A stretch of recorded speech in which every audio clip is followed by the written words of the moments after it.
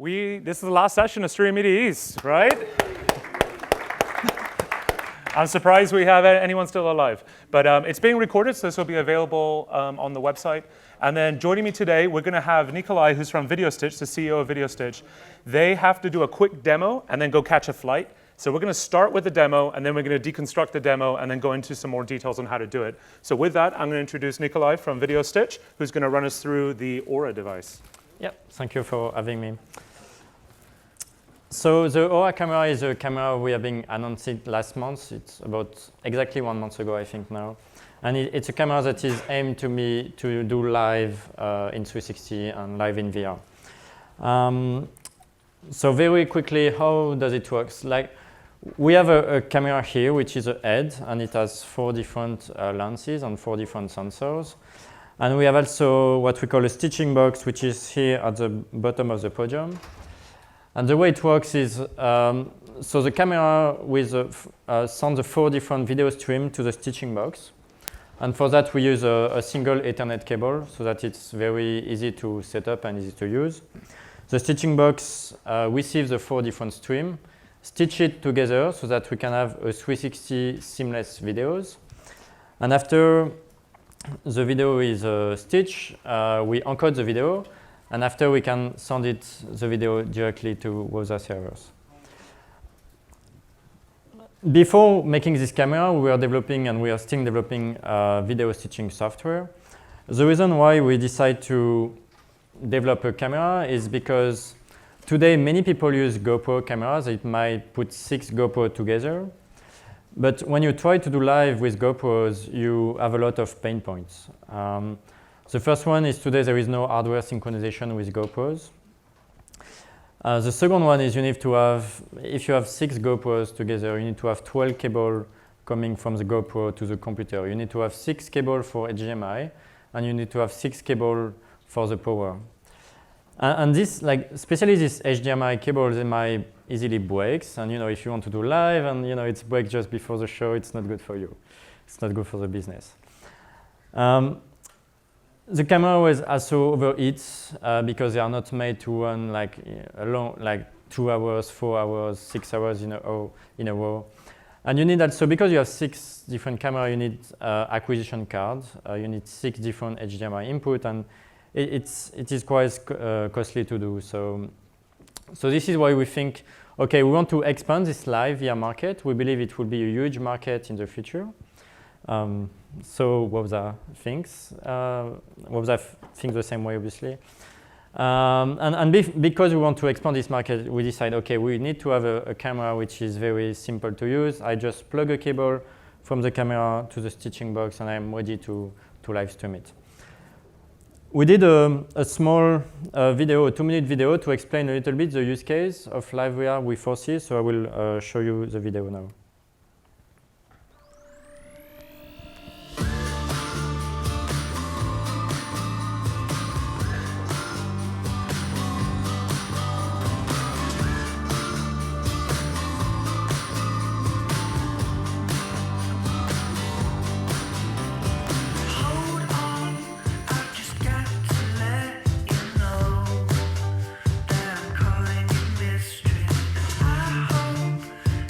Moment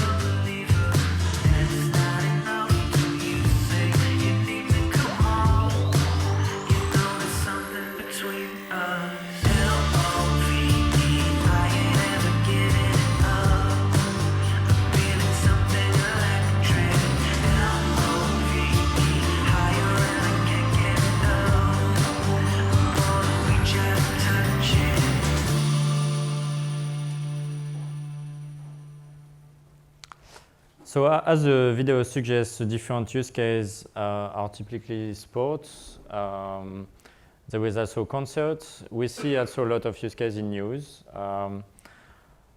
News is specifically relevant because today when you see a video on TV, you just see a windows of something, and with a 360 video, you can really see the context, and we think it's a very powerful tool for news. So there is 2 Gear VR running on the room here. Somebody may have seen it. I will just show you the video in 360 on my screen before I had to catch my plane. For those of you joining late, Nikolai has to jet right out of here, which is the reason we started with the demo. So he needs to go catch his plane in Newark. So.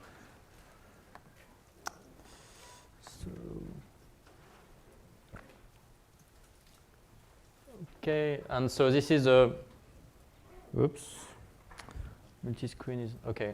So this is a video that comes from the camera here. And if I put my hand here, you will see my hand in front of the camera. And this is the 360 video we actually sent to the Gear VR right now, and it's obviously live, and it's 4K. So yeah, hopefully you had the chance to try it. Thank you for having me. Absolutely. And I'll talk through the workflow, what this is, and I'm going to let Nikolai and his team tear down the Aura while we're continuing with the session. And what we're going to be doing is actually going through the different steps that involve doing VR 360. And we've got the Aura, and we're going to talk about that workflow. And then I'm also going to talk about this gyroptic camera that we have here. That's a slightly different workflow with both of that. So Nikolai, thank you very much. Thank you. Let's get a hand of applause.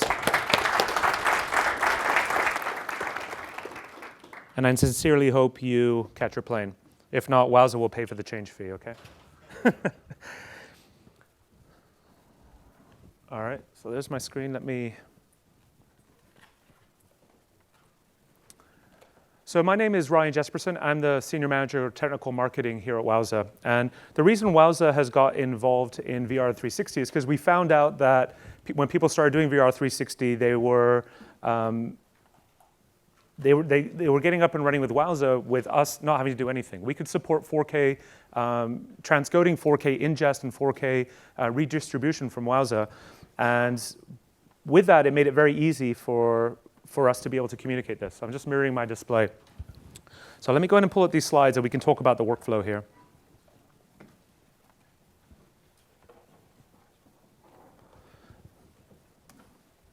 There we go. So what we did in the demo just now is we used the VideoStitch Aura device. And how it works with a PoE switch. And what this Ethernet cable does, it actually powers the device while it's communicating the data from all 3 of these cameras into this separate rig, into the separate box. This box is actually running, it's a pre-configured machine that's running the Vahana VR software. And that's actually stitching these different signals together from the cameras into kind of a 2D plane. And that is a higher resolution stream. So it's a 4K pretty much resolution feed. And then that's actually then being transmitted. You can deliver straight from that device, like we were doing in the demo here, to one of these Samsung Gear VRs. Or you could actually distribute that to a streaming server like Wowza that can then redistribute that to kind of a global audience. So you could redistribute that using your own Wowza server or then push that stream to a CDN to truly scale that at a global level. So that's really what we're able to do here. In addition, with Wowza, you can then also transcode to multiple different resolutions. So you can take it in at 4K. You can also distribute at 1080p, 720p, 480p, and so on. Of course, the experience then becomes different depending on the device you're on. Now, you guys may have picked up one of these Wowza cardboards, and we're actually going to show you a full demo.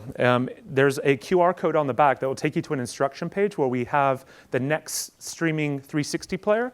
And Next is a company making a mobile SDK that will allow you to do for both iOS and Android, be able to pull this up on your own device. Now, I'll show you guys how to do this. What we can do is I'll pull up the actual URL of the stream that we'll be doing, and you'll be able to actually connect to the Wowza network that's right here on this Wi-Fi device. So you guys can do this all in real time as we go through it. Yeah, so we'll be doing a local demo, exactly. You guys know these convention centers, you never know. So what we're going to do is go through a few of these. These are the slides that we had up. This is really the typical workflow for virtual reality and 360 streaming. And we really should have thought ahead and unwrapped these Google Cardboards before we started. But what really happens in a typical workflow here is you have the camera and the rig. And just like Nikolai talked about, having a 6 GoPro system or 12 GoPro system, a 16 GoPro system, you're talking about a huge amount of mini HDMI to HDMI cables. You need some kind of way to capture that into a device. Usually that's using like a Magewell. Magewell is actually presenting here. They have a booth. They have a USB native HDMI to USB 3. You can plug that in, but you need a laptop that has all those inputs. You need 6 USB 3 inputs. You need 12. You need 16. You need multiple cards to be able to capture all this. It becomes a hell of a rig to be able to maintain. What you're seeing now is VideoStitch has come out with their Aura, Gyroptic has come out with their 360 camera, and they're building all-in-one devices that make it a lot more portable, right? So the idea of the camera and the rig and the video stitching is now really becoming one device. You're seeing as this industry matures and more people do VR and 360, that's going to become the case. However, you still have VideoStitch that's selling their Vahana VR software. If you want to bring your own rig and you're looking at this for 4K movie production, film production, you're bringing in these really, really high-end cameras, you can still use our software and be able to stitch that together if you have a machine that's strong enough to be able to process all these graphics and stitch it together. In a traditional case, a lot of these video stitching that comes out is over RTMP, but as you see more and more cameras come up with a kind of IP camera model, they're using a PoE switch at the back. You need a power or a PoE injector to be able to power the device and then transfer the data over a network. That traditionally is over RTSP. So it's a very low latent protocol. RTMP and RTSP are very good for transmitting low latency. However, you can't deliver directly to devices. That RTMP requires the flash player. RTSP is not available without using VLC. So if you want to deliver to an iPhone, you want to deliver to devices on the internet, you need to kind of repackage that to Apple HLS or MPEG-Dash or one of these HTTP streaming protocols that have more latency to them, 20 seconds, 30 seconds of latency, but it gives you the scalability and the device reach to be able to get out there, right? And that's where Wowza fits in. So with Wowza, we can do Wowza streaming engine, which is what we're doing today in a local environment. You can deploy that software in the cloud on your own data center, or you can use our SaaS service, our Wowza streaming cloud service. That's pretty much a deployable virtual model that has a CDN built into it, and then be able to deliver to all of these users all around the world. So here's an example of one of these kind of common GoPro rigs. This is, I think, a 6-camera setup. You have some that are 4-camera. You have some that are circular. And then people are taking the same idea and doing extreme high production cameras. And what's funny is, you see a GoPro video, and do you really think that GoPro ad that they just spent $5 million for was done using GoPros? Hell no, right? They're using red cameras, or they're using extremely high resolution cameras to create these beautiful scenes that sell us the GoPro, right? But having said that, this particular camera rig, you're talking about extremely high resolution on each of these devices, but you still need a way to transfer that, capture that, be able to then stitch that together. And that's where VideoStitch with their Vahana software comes in. And there are other vendors out there that create that stitching software. And here's an example of a 16 GoPro rig. And this GoPro rig alone, I think, costs in excess of $5,000. So it's not a cheap setup. It's not affordable. So I think these are some of the slides. So we talked about the VideoStitch Aura. And this is just a screenshot of what the Vahana VR software looks like. So in this example, you can see we have 6 different feeds from 6 different GoPros. And in here, you can see kind of it might be hard to see, but you can see the resolution. In this example, it's coming in at 1280 by 960. It's then stitching that together. And you can control the encoding on this. You can control the bit rate. You can control the final resolution of the output. All of those different steps when stitching this together. And then you can transmit that over, like I said, RTMP to a streaming server that they can then scale that to a global or even local audience. So the next demo I'm going to do, I'm actually going to use this Gyroptic camera. And this thing is extremely portable. I think the price point is like $500. So it's very accessible for people who want to start with getting into 360. This is also now becoming popular. The reason I think they've adopted this IP camera, the RTSP with a PoE switch, is because this is a very common use case for surveillance. So now you're talking about putting this in places where you can monitor 360 degrees inside of a gas station, inside of a surveillance type use case, right? And then be able to easily stream that up to the cloud or to the internet. Another vendor that I want to point out that's actually presenting here as well is Teradek. So Teradek works with Wowza very well. They're a partner of ours. And they've just launched the Sphere product at NAB. And I think it's still in the process of being launched. They have a full demo going up. The rig was a little bit of a beast to be able to move over here with all the different cameras. But the Sphere gives you the same kind of flexibility that the Vahana software does. You can pull in multiple cameras. You can control which cameras you want to bring to this equation and then be able to use the Sphere. And the cool thing about this is actually you can daisy chain them together. So I think each of them, I think I have a picture here, each of them have 6. Or I might be wrong there. Each of them have 4, and I think you can stitch them together to daisy chain them up to 8 cameras. And it's completely camera agnostic. So this really gives you a lot of flexibility to pull in the feed with whatever cameras you have. If you have 8 of them, you can stitch them together and be able to do that.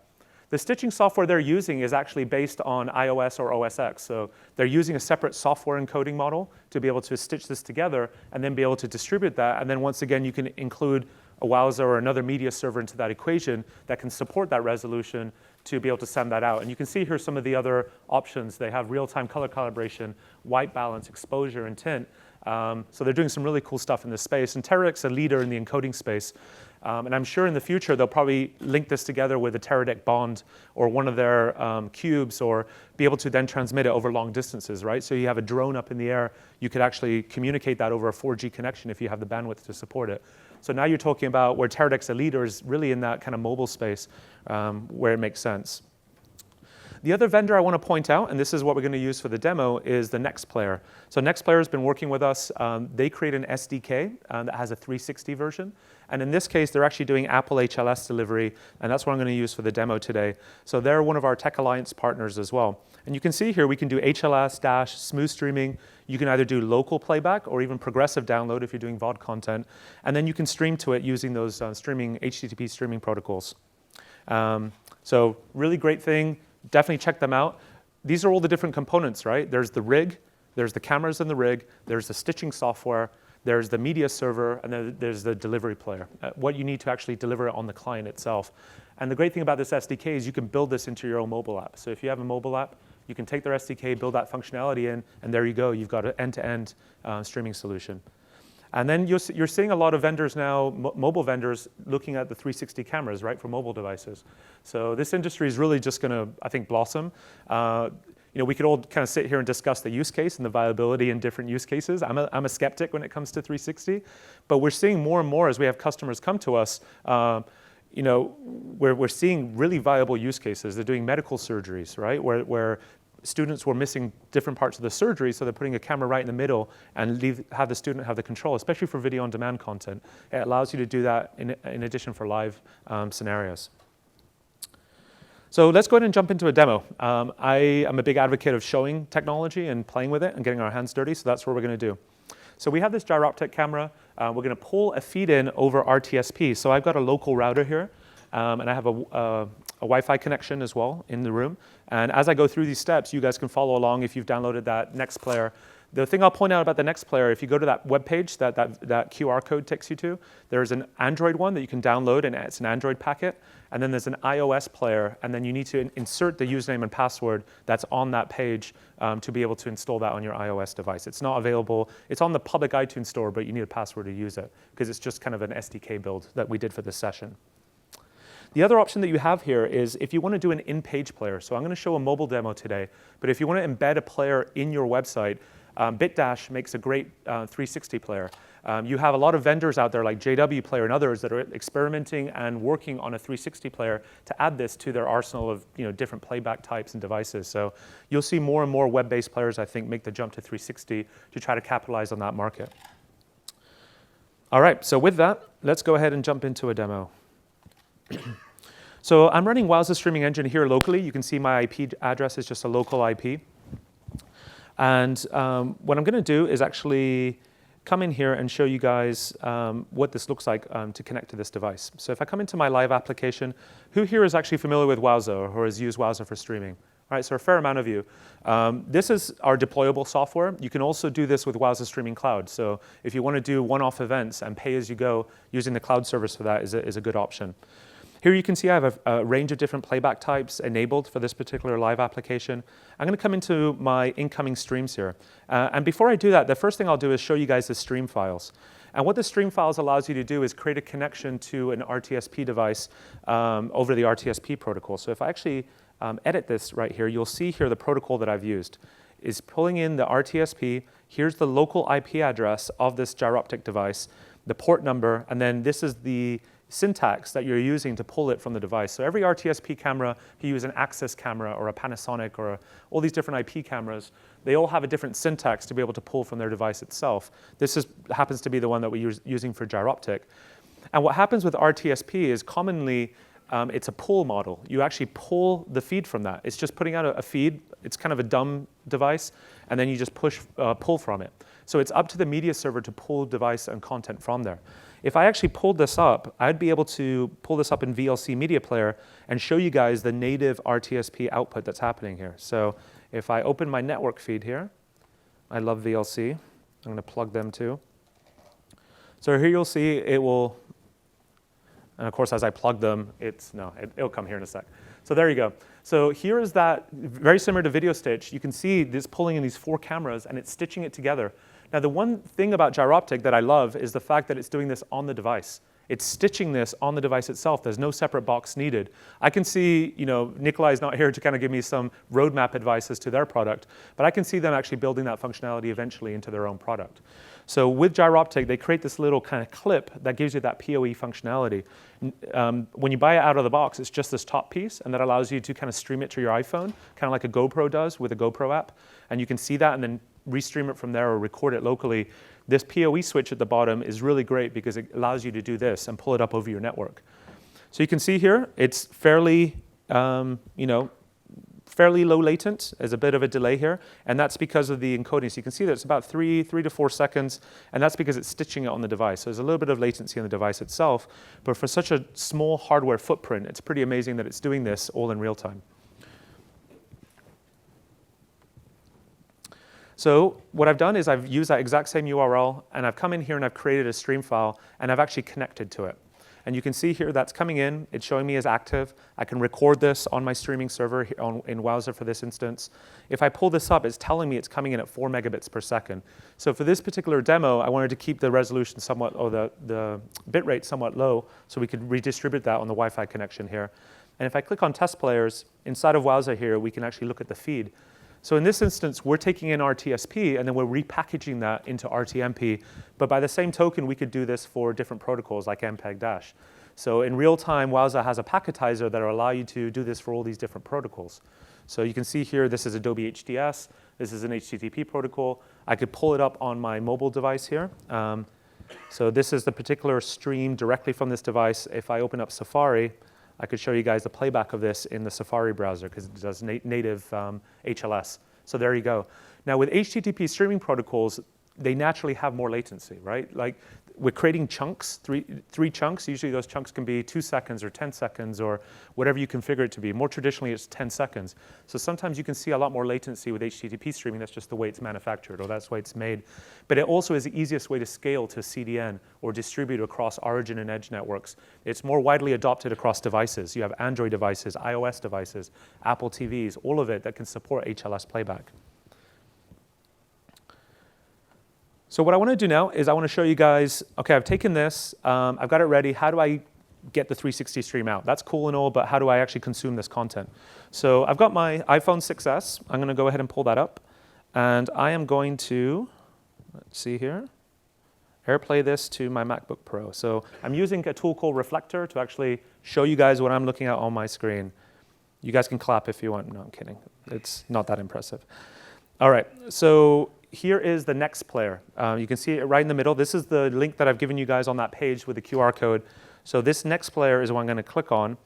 And you'll see here, I have a couple of URLs. And that's the URL that I'm using, the one at the top there. So 192.168.0.102. I know it's a bit of a mouthful. So let me show you guys real quick, and I can come back to this if you guys want to preview this yourself. So I'm going to go ahead and open this up. And this is now going to stream this directly from the device here. So there you go. There's the stream, and you'll see now if I move my device, I'm getting the output from this gyroptic camera. And as I move around, I'm getting this 360 feed. I can go up, I can go down, and here's that playback of the device itself, right? So pretty darn cool.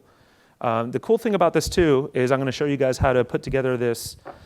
A few of you overachievers have actually figured this out. So I'm going to open this up, and this is a Google Cardboard, right? We've done this for promotional purposes.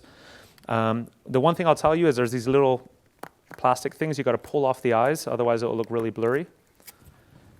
So there you go. You're not an overachiever. You're actually failing at life. And I'll notice here, you'll notice on the player, the cool thing I love about this next player is it has this ability to do this with the movement of the device, but you'll see there's a stereoscopic mode. You see that Google Cardboard icon? I'm going to click on that, and you'll see now it's doing, this is actually not, there's no depth information in this particular thing. It's just, I think, monostereoscopic is what they call it. But if I put it in here, now I can actually truly see the 3D or the kind of 360 view inside of this device. So I'll keep this up here and you guys can see. As I move around, I can see all of this. I can see myself. That's really creepy. You guys can see that too, right? Yeah, that's really strange. But I'll leave this up here and you guys can see. The output you're going to get on this is going to be lower resolution than what we were doing with the Samsung Gear VR, which is a lot higher resolution. And then also, you know, this is plastic, so it's really not the best experience. You know, the resolution is a little bit lower. But that's really the process. Those are all the different pieces that are involved in any VR 360. You start inserting more budget, you start inserting more products.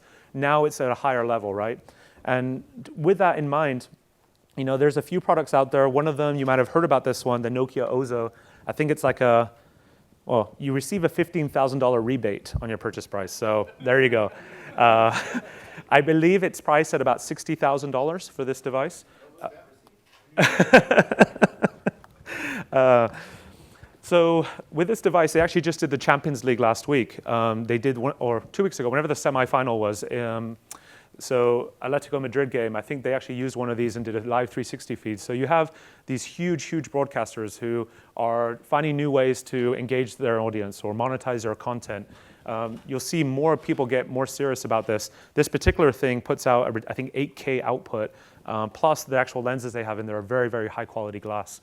So if you guys have the budget, that's an option. But the other ones I talked about here, you know, VideoStitch, video-stitch.com.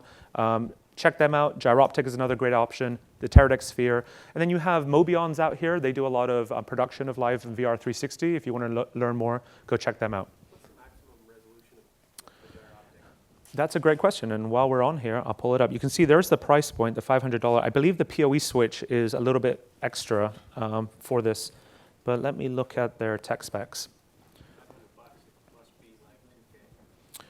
I think it's higher than 2K actually. So I don't know. We'll check it out. If actually I'm on the local internet here, so or local router.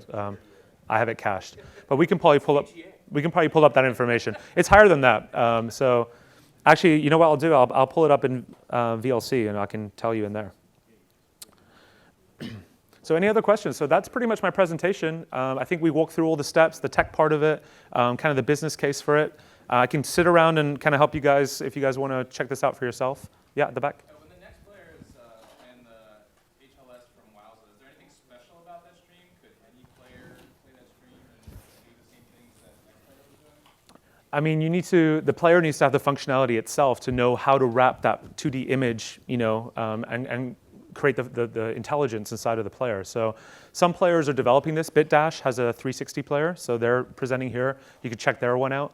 That one actually allows you to embed it inside the website itself, and that's using Dash as a delivery protocol. And they support HLS too, so it might be HLS as well for their 360 player.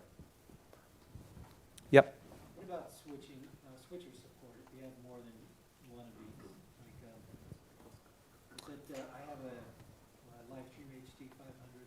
Mm-hmm. Is there any, with the different inputs, is there any way I could get multiple inputs and switch them? What about support for switching? Yeah, so as far as switching the signal, I mean, you could do it if you have two different rigs. Is that the idea? And how you switch between them if you don't have a mixer or a mixer that supports the resolution? No, I have a video mixer. Oh, you do have it. So the video mixer would have to support the resolution to make sure, yeah. The other way to do it, and you can buy more Wowza servers, right?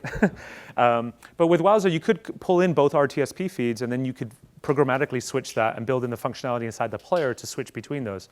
So there are ways you could do that without having to do it through a switcher and do it with a server-based model.